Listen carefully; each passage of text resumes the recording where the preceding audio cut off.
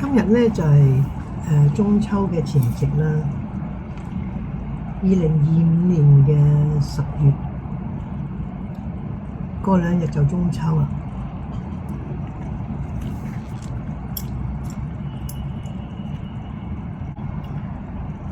今日咧，我係想講一講陰陽學說呢個課程咧，其實咧喺差唔多17、18年前咧，我就想去肇慶嗰度返學嘅。咁當時咧就有一個禮拜嘅假，咁就咁啱適逢咧，就有個朋友佢就話返上去肇慶讀一個陰陽學說。點解會有呢一個陰陽學說走出嚟讀呢？就係當時有學針灸啦，有學中醫啦，有學按摩啦咁。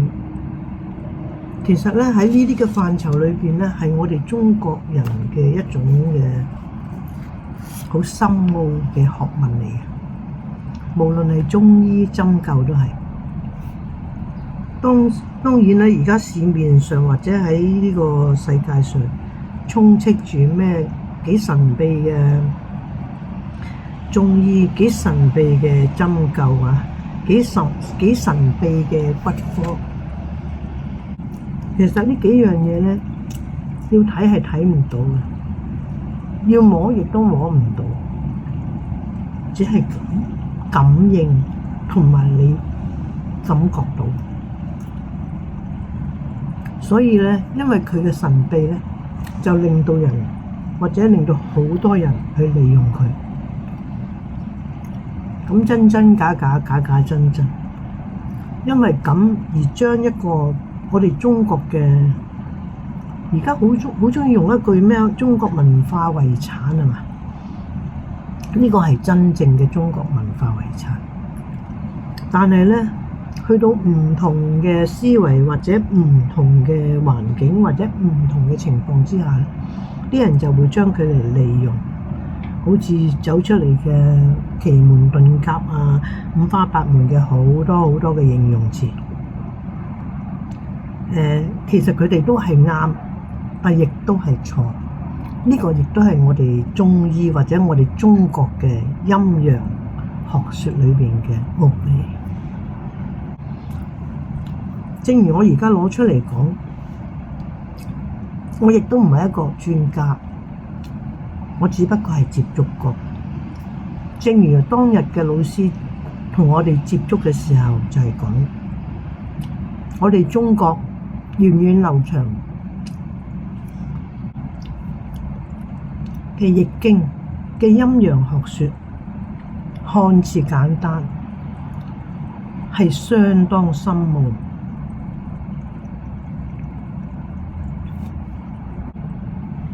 好似好簡單，好簡單。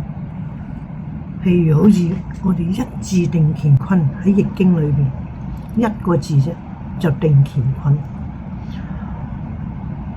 好似兩極生，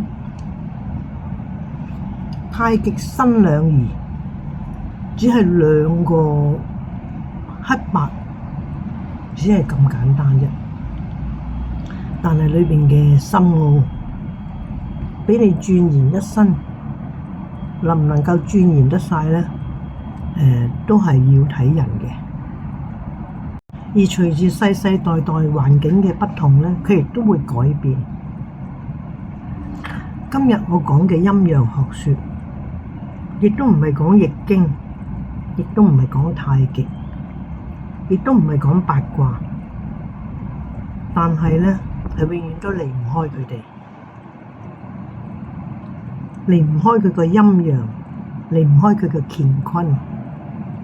每個國家都會有佢哋自己嗰一套，好似歐洲嘅高深莫測嘅所謂嘅哲理啦、哲學啦，什麼相對論啦，其實好簡單嘅呢啲，你講出嚟好簡單，但係佢係好深奧。你要理解佢，其實係唔同嘅環境、唔同嘅人、唔同嘅思維，會走出唔同嘅理解。呢個就係深奧同埋變化之處。咁我哋今日唔係去講呢一樣嘢嘅，當然正之前所講一樣，佢係離唔開陰陽乾坤，或者係你哋所講歐洲嘅相對論啊，咩哲學啊，咩嘅好多好多唔同嗰種國家有唔同自己嘅演繹方式。咁我哋就言歸正傳，咩叫陰陽呢？既然今日有緣嚟到呢度，將呢一個陰陽去攞去解說或者去講出嚟，呢個係代表每一個人自己嘅心聲。當你接觸呢個陰陽嘅時候，咁深奧、咁難理解嘅一樣嘢，要學識佢唔係咁易。但總管易同埋難都好，就當今次一個走馬看花，俾你認識一下，或者俾自己去認識一下，俾每一個人去認識一下，啟發自己嘅陰陽思維係點樣嘅，就當自己曾經走過呢一條大道。萬物都分陰陽，大家都知。阿媽係女人，大家都知。天係陽，地係陰。縱使係唔係關於佢個太極，亦都唔係關於個乾坤，亦都唔係關於八卦，但係我哋都要借鏡俾陰陽太極俾出嚟，俾大家去感應。上有青天，下有地，中間係一條橫線，正好俾我哋嘅地球。但係呢，你會睇到陽中有陰，陰中有陽。首先大家都明白到嘅，其實唔使講，大家都 feel 到嘅。一講出嚟啦，係喎，大家係人都知道，陽係烈嘅，陰係幽暗。正中間嘅呢，就要取佢兩樣陰同埋陽，咁呢就互相增長啦。我哋首先要點樣解説咗呢個陰陽先？就係話大家都明嘅，就係男就係陽，女為陰。但係唔係一個男佢就全陽，一個女佢就全陰喎。萬物生物動物行為思維，每一樣嘢都有分佢陰陽。點樣分啊？正如我哋一雙眼睛，兩個鼻孔，你一個鼻哥啫嘛，其實佢兩個鼻孔，一個人啫嘛，但係佢分左右，佢哋嘅左右嘅交替，佢唔會話一邊左就全部喺左邊，一邊右就喺右邊，唔係嘅。陰陽咧，佢就係好得意嘅，有左右之分，有前後之分，有上下之分，有同等一樣嘢，你有擁有之分。即係我哋講到內臟，內臟都有分陰陽嘅。一個肝，肝佢有大細肝嘅，佢一個肝，但係有個零舍細嘅拎住佢，佢亦都係一陰一陽。肺都係一陰一陽，好似男左女右嘅道理一樣。咁你反轉咪男左女右咪調轉咗咯，咁樣。咁呢個亦都係要你自己用相對論去將個思維去自己去調教嘅。正如一條草或者一棵植物，咁佢一條啫喎，或者一棵啫喎，點分呢？咁樣喺上邊嘅就係陽，喺地底裏邊嘅陰。如果冇地底，個陽就唔出噶啦。正如頭先之前都講過，孤陰不長，獨陽不生。正如人類，我哋用人類去比例啊。如果嗰個人只係得陽而冇陰咧，個世界就亂噶啦。因為佢係一種強、暴力、猛，代表咁嘅意思。如果嗰個世界係陰嘅話咧，整個社會咧，或者整個環境嘅氣氛就好幽暗、好詭秘、好恐怖。咁而家講，我都知啦咁，但係唔講，你又唔會一下感應到啲乜？感應到啲乜咧？我所講嘅就係話，原來烏陰不長，毒陽不生。當嗰個人係好猛嘅時候咧，如果有一個陰去幫佢協調，只係一點啊，好大嘅陽，好少嘅陰，佢就會可以令到一個干戈化為玉帛，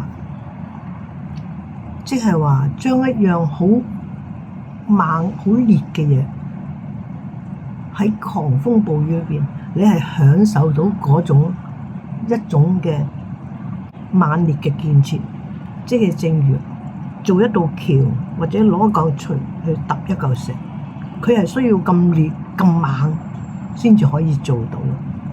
但係你咁烈咁猛去做佢出嚟，你都要有個陰，就係好似一個小小嘅輔助。如果你做唔到，你只會越做就會兩敗俱傷，嗰啲物會俱傷，你會俱傷。正如人一樣，人嘅五臟六腑都係陰陽要協調。如果佢唔協調咧，順陽必死，順陰亦都必死。好似一個細路仔，佢出生，如果佢係走咗入順陽啦，五臟六腑，佢必定係有缺陷嘅。再翻出嚟都好啦，俾翻陰佢都好啦。但係一遲咗咧，佢分唔得翻開啦。陰陽咧，佢好得意。個陽你擺咗個陰落去咧，佢要喺裏邊平定到佢，千祈唔好熬散咗佢。陽去到陰都係，你唔使熬散佢，佢定住喺度，佢就係將一個陰擺到佢穩定。陽你擺個陰嗰點陰落去，佢又將你個陽擺定，即係你可以做到你嘅嘢。人都係，如果五臟六腑個陰陽唔協調，偏向陽佢都係要死，偏向陰佢亦都係要死，唔死就一身殘噶。所以我哋中醫咁深奧，咁即係呢個陰陽學說，我哋永遠都係離唔開用一啲我哋嘅中國嘅歷史去將佢解讀出嚟。正如易經，佢將佢用卦去解象出嚟，用天象、天文地理去解象出嚟。其實用嗰個人佢知係啲乜，但係聽嘅人就覺得佢好神秘。中國人呢，想將一樣嘢流傳落嚟唔係咁容易。其實世界各地都係，當你頓識咗某一樣嘢而發明某一樣嘢，你留低呢一樣嘢咧，其實裏邊有好多深奧嘅嘢咧，係唔能夠盡講，只能意會。有啲嘢係講唔到出嚟嘅。陰陽學說就係咁，講得出嚟嘅就係陽，講唔出嚟嘅就係叫陰。正如我哋嘅聲音發到出嚟嘅就係陽，發唔到喺裏邊，喺個胸口裏邊，喺內臟嘅聲音咧，唔係由你去發出嚟嗰種聲音就係叫陰。咁如果咧裏邊嘅聲音令到出邊係聽到咧，係會有嘅，好似放個屁咁，佢就係陰中帶陽。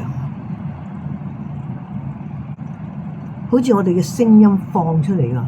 如果冇氣，佢係放唔到你嘅聲音出嚟。個氣就係陰，個聲就係陽。我喺呢度講個陰陽學說咧，其實喺呢10幾年嚟咧，因為上過老師嗰一堂，到底有幾多記翻喺個腦已經唔多嘅其實，但係因為佢呢一個課堂，佢係引導到我喺人生裏邊有好多嘢會去循住去諗，去發現。嗱，呢個就係我頭先所講，你當走馬看花，認識過咩叫陰陽學說咯。咁而喺個過程喺你嘅人生歷練裏邊，你有幾多留得翻低，或者你發現到幾多咧咁樣？正如我哋中國人好多都好善良，佢將佢發揮得好嘅時候，正面發揮係一件好好嘅嘢。當佢唔係用喺正面發揮嘅時候咧，佢就屬於邪門，或者可以呃人嗰啲人，佢又會利用到佢嚟呃人。萬物都係咁噶，其實萬事萬物都係有正面、負面，係純粹由你個人個思維嘅走向，去令到嗰個陰陽係點樣擺放。正如我哋食嘢都係。食得太熱就會想飲翻啲涼，食得太涼就要飲翻啲熱。咁當然你飲翻啲熱落去嘅時候，或者你飲翻啲涼落去嘅時候咧，你唔好搞散佢。你可以咁做。好多人話：哎呀，你唔可以咁，唔可以咁。呢個世界冇話咩唔可以，只有一樣嘢，你點樣明白咩叫做陰陽？你明白陰陽學說咧，你就知道原來係需要嘅。當你喺需要嘅時候，佢就會做適量嘅嘢。無論係身體或者人好，或者係任何事物好，或者我哋思維好，或者我哋行為好，我哋好奇怪嘅。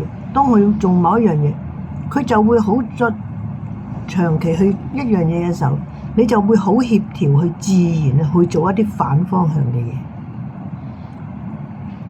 正如我之前咧提過，一個男人或者一個好陽嘅人，佢係會搞到世界大亂，會搞到咧一發不可收拾。正如暴亂都係，但係咧，當佢去到某一個極點啊，臨界點嘅時候咧，佢會覺得自己會適當調整，咦，唔啱嘅喎，佢就有個陰走出嚟啦，即係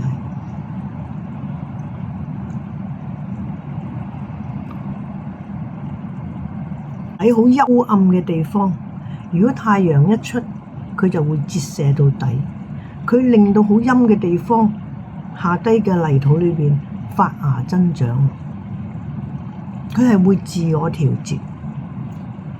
如果唔識自我調節，佢就要死亡㗎啦。正如一個太猛太烈嘅，佢唔知道自己個態咧，到最後佢步向滅亡係必然嘅。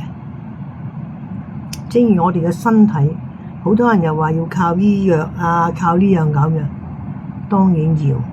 有時真係病到某個階段係需要醫藥去幫助嘅。但係人嘅身體咧就好奇怪，佢不單有順應自然嘅能力，佢仲有一樣嘢咧，就係佢會自我醫療嘅作用。你當佢去到某一病到臨界點嘅時候，你會去處理佢。有啲人咧就未病已經係好緊要㗎啦，未病就先病。到去到臨界點嘅時候，好無奈，佢自己都。但係如果佢嘅臨界點，佢仲係咁強去，到最後佢都係要步向最後嗰步。正如一個成日嗌自己病嘅人，不斷食藥，以為食藥搞得晒嘅，唔肯自己去對自己生活去改變，即係唔俾個讓佢，正所謂，佢亦都係到最後好快就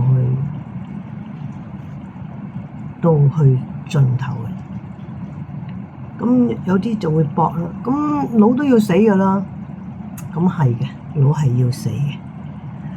咁嗰個咪孤陰不長，獨陽不生嘅道理咯。佢已經去到冇喺個內臟好，身體好，個陰陽已經分唔清，佢自己已經將佢搞濁晒，或者佢已經濁晒。正如我之前所講一樣嘅，當佢去到病到某一個階段，已經喪失咗某種功能嘅時候，你畀翻個陰佢，當佢係陽病，你畀翻個陰佢，但係落到佢陰搞到亂咗，佢雖然亦存在，但係已經係失咗某啲功能啦。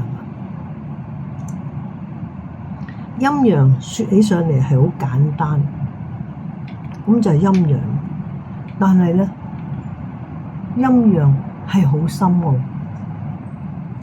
能夠聽過呢一段說話嘅時候咧，我希望啟發到咧每一個思維都明白陰陽係乜嘢。但係當你去諗陰陽嘅時候，你切記一樣嘢，向住正面去。正如我哋嘅太極裏邊嘅中間嗰條線，正如我哋地球嘅表面，天同埋地中間呢一個正中間嘅所謂嘅陸地，其實唔係陸地，佢係中間呢個位。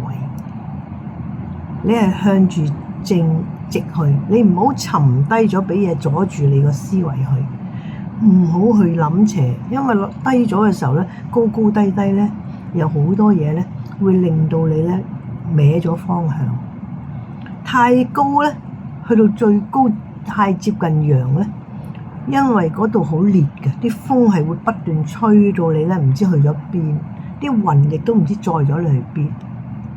所以當你接觸到今次嘅陰陽論咧，正如我老師，你用正向嘅思維去諗每一樣嘢，正如人與人相處都係分陰陽，有啲人啲脾氣好差，有啲脾氣好好，你點樣去做到喺個中間又睇到佢陽，亦都睇到佢陰咧？咁樣，咁佢係今次呢一個課堂咧，佢係教識咗我容許別人做佢自己嘅嘢。咁呢個學雖然我嘥好多次，但係咧我得到好多，我好靜觀到好多嘢，同我睇到好多嘢，同埋咧我係生活喺好安寧、好舒服嘅環境。我亦都可以玩我個思維同佢人生。我想佢陽光少少或者成，我會衝上去嗰下，同埋我識得點樣跌落嚟，亦都跌落去，點樣衝返上嚟。咁呢個説話你聽咗之後，可能係咩嚟㗎？咁好多都唔明嘅。咁呢個唔明咧唔緊要，當你有聽過，你咪當走馬看花認識咯。我當日畀咁多錢出嚟學，但係我所得着嘅係好多。我希望有時間咧，我又會記憶返老師曾經教過嘅嘢，因為整整一個禮拜，每個禮拜上一堂，每日上一個鐘頭，而呢一個鐘頭咧，佢係會有15分鐘咧，係畀我哋咧，大家係面對面有一個好寧靜嘅休息。咁講完半個鐘頭之後咧，佢就會畀我哋咧自己去回答一啲你想問嘅問題嘅。當時個老師就係個課程咁樣就過咗個禮拜。當然喺個過程裏邊有啲人問得都好刁鑽嘅。呢啲慢慢我或者記得翻，我將佢攞翻出嚟。好似講佛學咁啊，佢可以講啲人以為佢講佛學，但係你聽清楚佢唔係佛嚟嘅。佛學佢源於一樣嘢，都係導人向善。正如老師曾經最後有一句答嗰日就係話：佛咪就係我所講嘅陰同埋陽中間嗰條直線咯。你行呢條直線，你點行啫嘛？如果你行呢條直線，行唔到呢條直線，你接觸到呢條直線，你就將佢愛嚟運用正面同定邪面啫嘛。佛都係喺個正面裏邊去俾人哋引導啫嘛。但係到底你引導到嘅人幾多咧？你愛嚟點樣運用嗰個正直行陰陽中間嗰條線？你點樣利用佢咧？正如我最初開頭所講嘅一樣啦，就係話好多唔同嘅嘢變成好多好神秘、好奇門遁甲，因為太神秘啦，好多嘢中國嘢係用解釋接觸唔到、解釋唔到，只可以你感應到嘅。所以啲人將佢利用咗佢愛嚟啟發，用得好嘅唔緊要，乜嘢都係一樣啫。正如佛學都有講，有形等於無形。你以為佢有形，其實佢似存在，其實係唔存在。咁正如我哋陰陽學說一樣，一件物件返嚟好開心，擁有佢，但係其實佢只係一個物件嚟嘅啫。當一個人或者一個靈實體或者一樣嘢萬物，當佢擁有一樣嘢嘅時候，佢唔覺得佢擁有呢樣嘢係珍惜嘅，除非咧佢喺去到極陽或者極陰嘅時候，佢就覺得呢樣嘢係好重要啦。現代嘅解說就係喺臨界點，佢先知道，咦，呢樣嘢係好重要。正如比如以前嘅人，我哋用食啦，或者我哋生活習慣啦。如果嗰個人好窮，食都冇得食嘅時候咧，當佢食物嚟到嘅時候咧，佢係好重要。但係當佢咧長期處於冇食嘅狀態咧，當食物嚟嘅時候咧，佢會好驚嚟緊嘅時間咧會冇得食，佢會分開食，同埋好小心食，同埋好儲收埋嚟食，儲埋食。每一樣嘢就會有個臨界點。當去到儲埋收埋嘅時候咧，佢整下個陰咧就會越嚟越擴得大。如果個陽喺渴望裏邊得到個陽，而得到渴望裏邊得到個陰咧，如果慢慢將佢個陽全部俾陰冚咗咧，佢就會有病㗎。咁唔知大家明唔明我講咩？但係唔明唔緊要，咪即管你喺個路曾經走馬看花過咯。